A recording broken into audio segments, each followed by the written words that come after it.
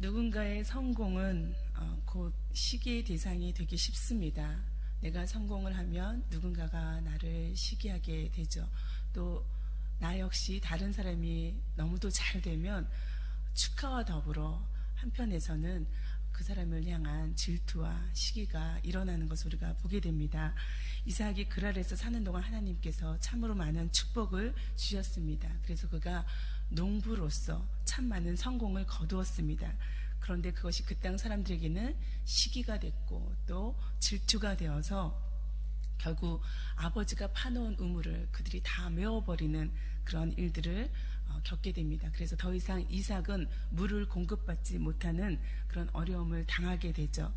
결국 그랄 왕 아비멜렉은 이삭에게 당신이 이 땅을 떠났으면 좋겠다라고 그 정식으로 요청을 하게 됐습니다. 그래서 이제 이삭은 그 요구를 그대로 받아들여서 그것을 떠나 그랄 근처에 있는 골짜기로 이제 그의 삶의 자리를 옮기게 되었습니다. 그곳에서 또 이삭은 아브람 아버지 때 팠던 그 우물들을 다시 파고 또다시 새로운 우물들을 파게 되었습니다. 창세기 26장에 있는 이 우물 이야기들은 이 우물과 더불어서 생긴 다툼들, 분쟁들, 또 그 사이에서 생긴 평화가 어떤 것인지 우리에게 보여주고 있습니다. 우리가 잘 알듯이 고대 이스라엘에게 있어서 이 우물은 생명을 의미하는 것이고 내 소유를 가능케 하는 참으로 중요한 그런 것이 아닐 수 없습니다.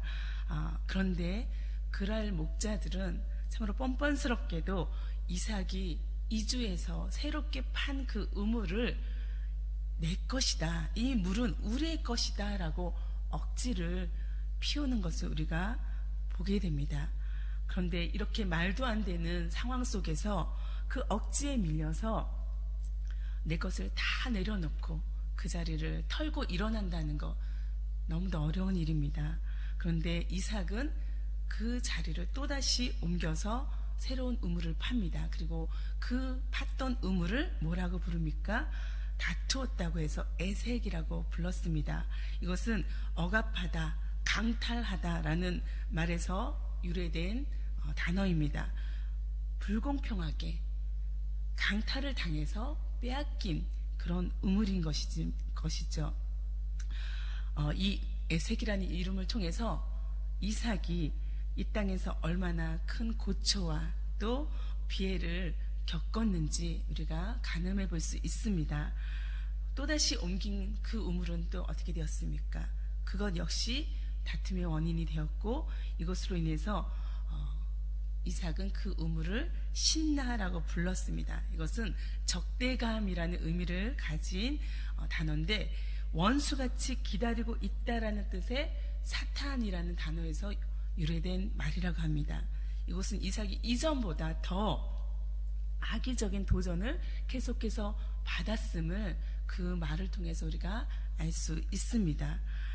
이삭은 거기서 또다시 그 우물을 내려놓고 다른 우물을 팠습니다.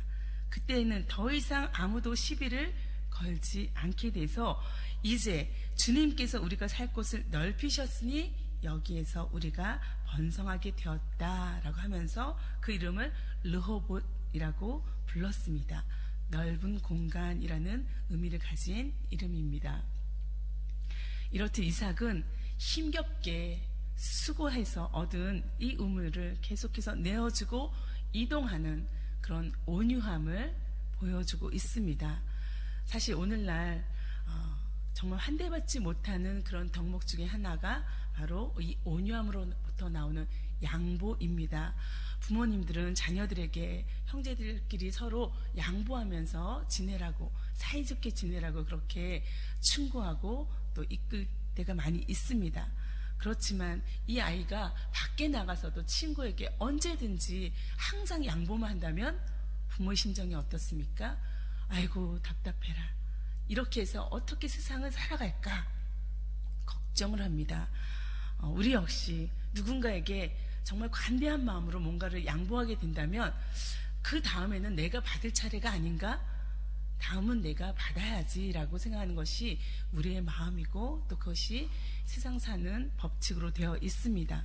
그런데 온유한 사람, 이 양보의 사람 이삭이 또다시 이유는 모르지만 브엘세바로 이주하는 것을 보게 됩니다. 그런데 그 온유한 사람, 양보의 사람 이삭에게 그날 밤 참으로 어려움과 고통 속에 있었던 이삭에게 하나님께서 나타나셔서 오늘 그에게 말씀을 주고 있는 것을 24절의 말씀을 통해서 듣게 됩니다. 하나님께서 이삭에게 뭐라고 말씀합니까? 그날 밤 그 밤에 여호와께서 그에게 나타나 이르시되 나는 내 아버지 아브라함의 하나님이니 두려워하지 말라. 내 종 아브라함을 위하여 내가 너와 함께 있어 내게 복을 주어 내 자손이 번성하게 하리라 하신지라. 나는 너의 아버지 아브라함을 보살펴줬던 그 하나님이다. 이제 내가 너와 함께 있으니 두려워하지 말라. 내가 나의 종 아브라함을 보아서 너에게 복을 주고 너의 자손의 수를 불어나게 할 것이다. 하나님이 이런 약속을 이삭에게도 오늘 주고 있는 것입니다. 이 말씀 마치 마태복음 5장 5절의 말씀, 온유한 자는 복이 있나니 그들이 땅을 기업으로 받을 것이며 라는 말씀이 성취되는 것처럼 보이고 있습니다. 하나님은 눈에 보이는 그 우물보다 더 큰 복이 되시는 분입니다. 우리가 물질적으로 풍요해졌다고 해서 우리가 결코 부자가 됐다고 말할 수는 없는 것이죠. 우리가 가진 소유는 오히려 때로는 두려움이라는 것을 낳고 너와 나 사이에 갈등을 만들고 가족 간에, 친구 간에, 또 이웃 간에 불화의 씨가 되는 경우가 참으로 많이 있음을 우리가 보게 됩니다. 이삭 역시 자기가 가진 소유 때문에 이 분쟁과 다툼을 계속 겪었는데 이 상황 속에서 하나님께서 이삭에게 주신 이 말씀이 얼마나 큰 위로와 힘이 되었겠습니까? 이제 이삭은 그 하나님의 말씀에 감사로 응답합니다. 그것이 제단을 쌓고 하나님의 이름을 부르는 것, 예배가 되는 순간이 되는 것입니다. 그리고 그곳에서 또 가족을 위해서 장막을 짓고 또 종들은 거기서 또다시 우물을 파게 됩니다.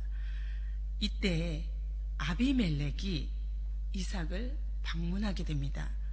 조력자로 보이는 아흐삿이라는 사람과 또 군사령관 비고를 데리고 온 것입니다. 아마 이삭은 그 순간 긴장을 했고 또 경계했을지도 모르겠습니다. 그런데 이삭이 당신들이 나를 미워해서 이렇게 내쫓고서는 무슨 일로 나에게 왔습니까? 하는 이런 질문에 그들의 대답은 무엇입니까? 그들의 고백이 무엇입니까? 참으로 뜻밖의 이야기가 또 그들의 입을 통해서 오늘 증거되고 있습니다. 그들이 말합니다. 우리는 주님께서 당신과 함께 계심을 똑똑히 보았습니다. 그래서 우리는 우리와 당신 사이에 조약을 맺어야 하겠다고 생각합니다. 이제 우리와 당신 사이에 언약을 맺읍시다. 약속을 합시다. 그것이 이들이 찾아온 목적입니다. 우리가 당신을 건드리지 않고 당신을 잘 대해서 당신을 평안히 가게 한 것처럼 당신도 우리를 해롭게 하지 마십시오. 당신은 분명히 주님께 복을 받은 사람입니다. 아비멜렉은 강력해진 이삭과 더 이상 다툼을 겪지 않고 싶었을 것입니다. 그리고 안전을 그로부터 보장받고 싶었을 것입니다. 그런데 이 조약과 더불어 하는 그의 고백이 무엇입니까? 이삭이 어떤 사람인지 분명히 말하고 있습니다. 당신은 주님께 복을 받은 사람입니다. 주님께서 당신과 함께 하심을 우리가 똑똑히 봤습니다. 믿음의 사람의 삶이라는 것이 바로 이래야 되지 않습니까? 다른 사람의 입을 통해서 이렇게 증언되어야 되는 것이 믿음의 사람의 삶이 아닙니까? 사람들이 나를 향해서 너를 보니까 정말 하나님이 너와 함께 하시는 게 분명하구나. 너는 하나님께 복받은 사람인 게 확실하다 라고 주변 사람들이 나를 향해서 말해준다면 그것이 바로 믿음의 사람, 하나님의 사람, 그 사람의 모습이 되는 것입니다. 우리는 이런 증언을 주변 사람들로부터, 특별히 하나님을 알지 못하는 불신의 사람들, 그 사람들을 통해서 듣는다면 이것이 하나님 앞에 큰 기쁨이 될 것입니다.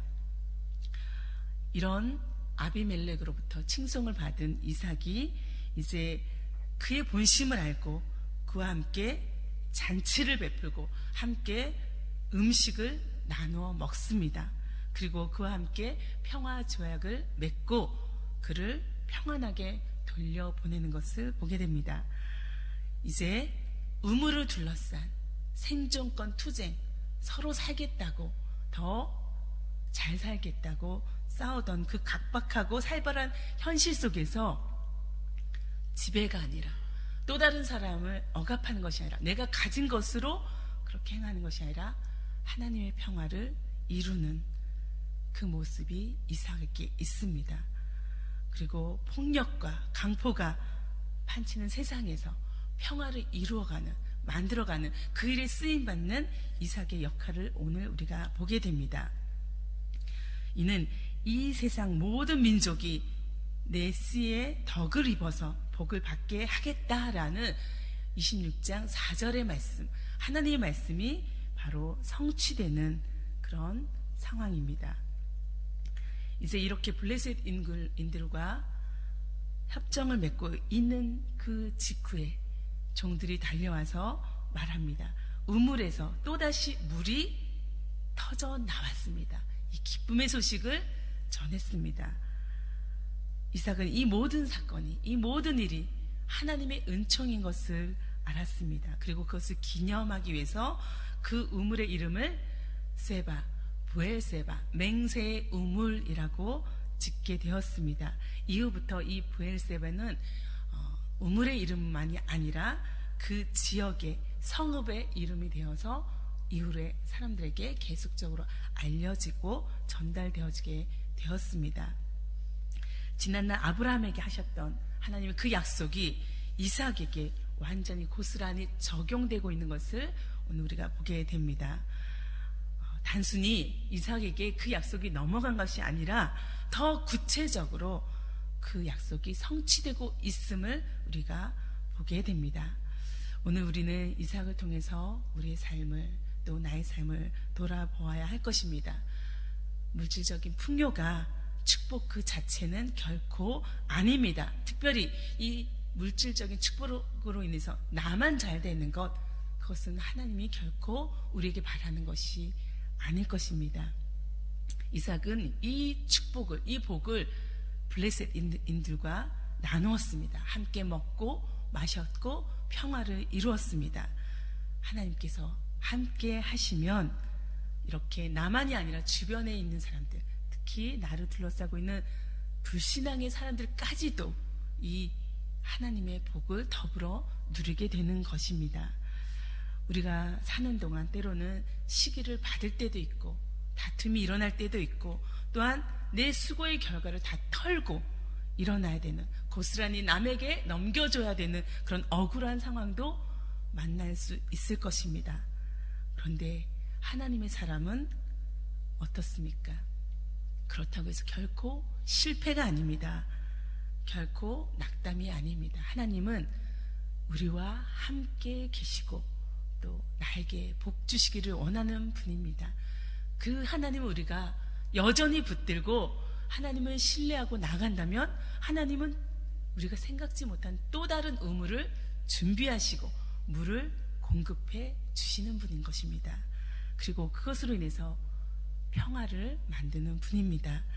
이제 우리가 이런 믿음을 가지고 하나님 앞에 또다시 우리의 삶을 결단하고 나아간다면 오늘의 우리의 삶이 하나님 앞에 기쁨과 예배될 뿐만 아니라 주변 사람들에게 우리는 또 이런 칭송을 받게 될 것입니다.